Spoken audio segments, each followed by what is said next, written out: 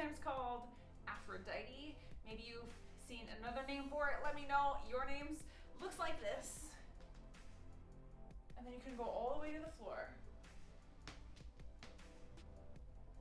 Arching the back, yes? So we put this one in a tutorial because there's a lot to say about what is happening with the body. You're not just leaning back, but there's a few different specific keys and engagements that I want you to be aware of so that your body's pretty safe and feels good in this move. So one piece are the shoulders. So I'm gonna put my fingers out. I'm gonna turn my hands away from my body and externally rotate at the shoulder and then lift the chest up. So that's one. So I'm arching through the upper back. So upper back, upper back, upper back. So your chest, where your heart is lifting up to give you more arch through your upper back. Yes? Then you can bring your head back. So if you did not arch your back before you send your head back, that could be really cranky on your neck and it could grind some of your vertebra. So think about, you want your spine to be arching before you send your head back.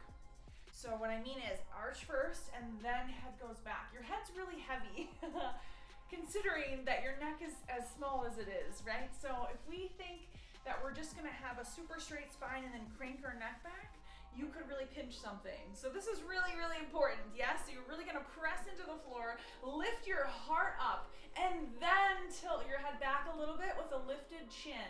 So you can see that I'm not even throwing my head all the way back, but rather lifting my chin up and gazing up at the sky or up at the ceiling, yes? So I would avoid letting your head just hang back. I'm not even gonna demo it because I know that my head and my neck do not like that. And yours probably don't either. So that's really, really, really important. So you're lifting your chest first, then lifting your chin and allowing your head to go back a little bit. So you're still active through your neck and your front scalenes here. And you're giving you the back of your neck space. Good. So then I'm gonna arch through my lower back too. So I'm gonna tilt my pelvis as if I was trying to bring my belly button forward. So lift the chest and then belly button forward. And then you could play with the legs, one leg long. You could switch it. You could have both legs bent. Doesn't matter, but then as you lean back, press into the floor so that you come down nice and slow.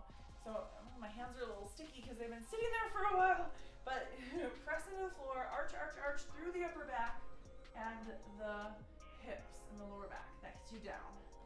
Yes, so then you can up. If you remember scissor up from the tutorial, scissors up. If you don't remember that, go back to that tutorial.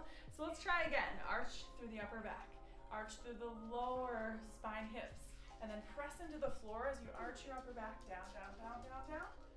Beautiful, and you can hang out down here, do some tricks, or scissors back up, pressing the floor behind you. And usually the puppies and the kitties like it when we're down here. So I hope that tutorial is really helpful. Let me know what you thought. Leave comments and message me if you have any more questions.